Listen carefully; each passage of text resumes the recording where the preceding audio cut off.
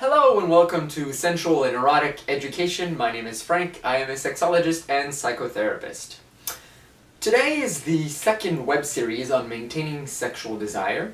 Now, if you haven't watched the other three videos, I highly suggest you go see them because you might be a bit lost with what we're going to be talking about in this web series. Now, to carry forward, maintaining sexual desire is one of the most complex things in human sexuality, especially in long-term relationships. And the last video that we talked about intimacy is that there were two types of intimacy. There's the comfortable intimacy and there's the uncomfortable intimacy. The comfortable intimacy is the one that you know you won't be rejected, that your partner is going to like the parts of you that you're showing them. The uncomfortable one is that you're not sure if they will react accordingly or positively. They might not want to do the same sexual activities as you do. They might feel disgusted. They might reject you because of it. They might even laugh at you depending on what you're trying to integrate into the sexual activities. Now, another part of intimacy has a lot to do with integrity. Now, what does integrity have to do with sexual desire? Well, if you remember well from the 4 stages of sexual desire, the last one is based on self-respect and mutual respect.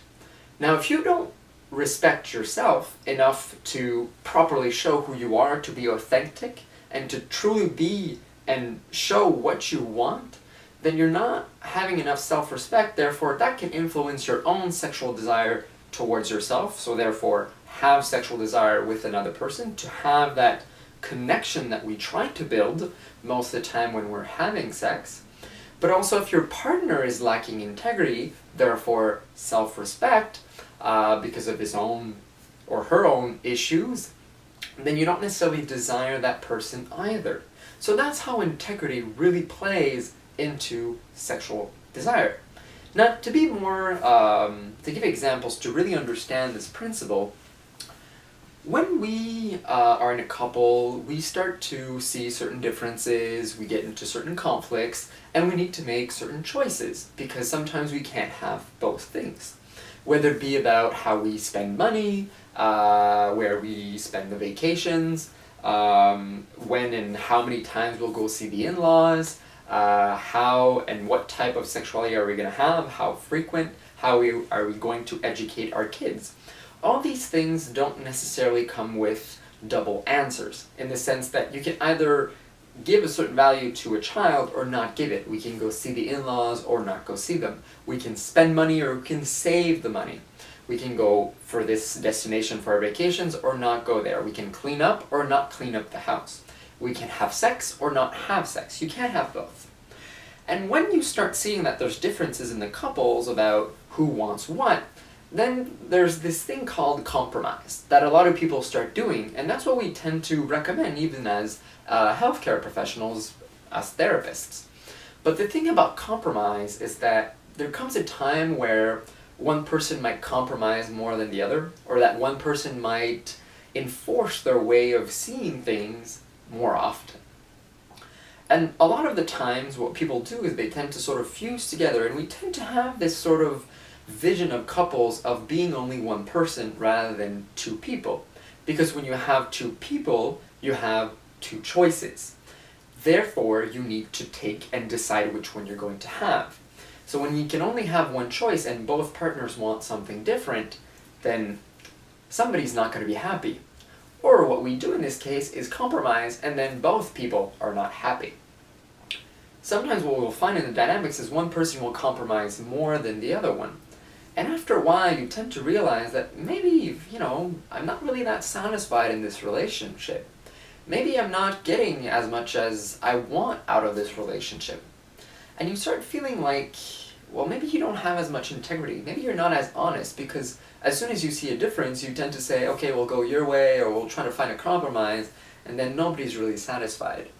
There's a saying in French about putting water in your wine, which reflects, it's a metaphor for compromise. But after being with somebody for 7, 10, 15, 20 years, putting water in your wine, the wine doesn't taste very good after a while now, does it? And what happens is that at one point, people feel that they've lost so much of their integrity and self-respect, especially in sex where one partner might be giving sex they don't even want to have, or the quality of the sex is not up to par to what they have, but they still accept it anyways.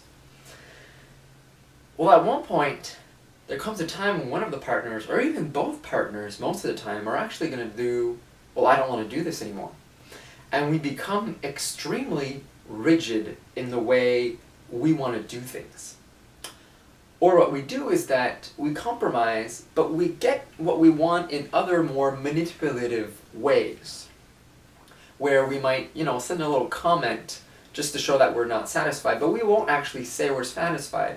We might actually give permission for a decision, yet not be happy with it and, get a payback later on. Or it's sort of like a point system of, well, I did this for you, so therefore you need to do this for me. And sometimes that's how people negotiate sex. Well, if you clean the kitchen, I'll give you sex. Well, if you do this, I'll give you sex. And that's not a very good way to start creating sexual desire. Well, not the good kind anyways, and not that intimate, satisfying sex you want with your partner if you're just giving him sex just out of, because he did something for you. He or she. This goes on with, heterosexual, gay, lesbian couples, and sometimes it's the man that negotiates for something else to give the sex to the woman.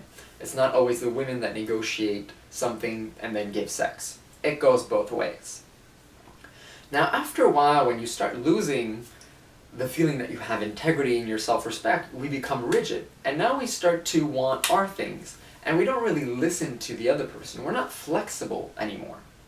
And the reason why we start doing this is because we want to get validated by our partner that our choices, our needs, our desires are actually the right ones, especially when they contradict the other partner's sexual desires or just desires in general. So what happens is that you sort of hit like an emotional roadblock where it's like couples, rather than trying to find a solution, not necessarily a compromise, but a solution, they're sort of just banging heads together. And this can go pretty far to yelling, throwing things, and being even physically violent, but most of the time it can remain at a more psychological, emotional, verbal violence. And when we hit this emotional roadblock, we find that we lack communication. That's what a lot of people say. And the thing is, there is no such thing as a lack of communication. We're always communicating. The thing is that the couples, what they're communicating is that, I don't agree with you. I don't want the same thing as you. But the thing is that we can only have one of the things that we want. We have to choose. And that's one of the hard parts. It's the choosing. Because if one partner chooses for the other, then the other partner might leave.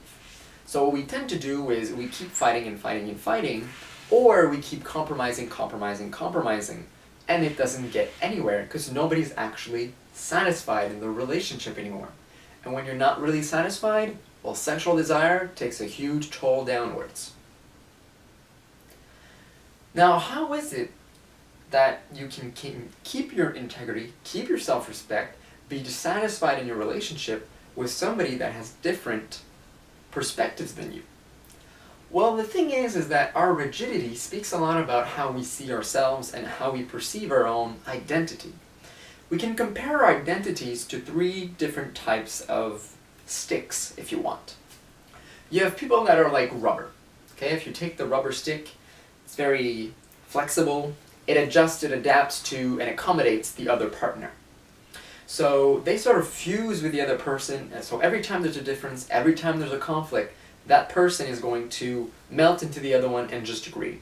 And after a while, that person gets very tired of doing that, and then they either become rigid, or what they do is they start throwing knives under the belt that are sort of subtle, but just put the relationship in a very bad situation. You also get people that are more rigid. Their personality, their identity is more compared to a stick of glass. So what happens is that when you try to bend these people to make them flexible, they would break. Their entire identity would shatter. And when you have this feeling of that you're going to be lost and you won't have your identity, your sense of control, your sense of solidity that isn't really there, it's just a false belief that you actually have and that you're trying to portray to the other person, these are the type of people that tend to be very dependent and need their space. But they tend to be very imposing in the way that they're going to argument. They're very good at argumenting, for instance, and convincing the other person that they're right. And they have a hard time saying that they're wrong because that would shatter all the previous decisions they've made in the past, and they would probably feel regret. So what they do is that they solidify even more so that you don't get to break, so their position remains the same, whether it be on sex, whether it be on spending, or whatever conflicts that might arise in the relationship. And then you have people that are flexible, yet also solid. So these people have more of a type of personality by a stick that's more made out of metal. A metal that you can bend when you're in a conflict, so they're capable of changing and perceiving the other perception, of seeing the other person's perception, but not completely changing their personality like the rubber person that just melts to the other one. This person will bend to the other person to understand their point of view, but they're going to come back when you finish the conflict, and it's not going to come back exactly the same, but it's going to be just a bit bent. So this person has changed just a bit. They've taken into consideration what the other person had to say, their decisions, their choices, and take a decision by themselves with their own values, their own perceptions. So they're not accommodating the other person, or they're not imposing, like the rigid person, what they want, but they're taking into consideration the other person. And that's a huge difference, and that makes a huge difference on sexual desire. When you feel that your partner doesn't have integrity, or that they're rigid, they're vulnerable, and they want control, that's not something that you find quite attractive. And if you're that type of person, you probably don't find yourself quite attractive either, even though you'd like to think that you are. Now you'll get the other people that are flexible, which you kind of know that they're accommodating you and you don't really like it, that they don't really like it, and you get these little comments afterwards that they're subtle, but you still know they're there, and it sort of pisses you off. So what tends to happen is that you don't really desire this person. And these type of people tend to have outbursts of anger after a while where you seem like it comes out of nowhere, but really, you kind of knew anyways. So you'll get these two types of personalities, and obviously there's a continuum of these three types of personalities. I mean, there's not just three, there's a continuum of where you are. So my question to you this week is, what type of person are you? Are you the type to be more rigid? Are you the type to be more flexible? Do you have a solidity and a flexibility when it comes to conflicts? Are you even capable of having those conflicts? Do you feel that you have enough self-respect, that your partner has enough self-respect so that you can desire them?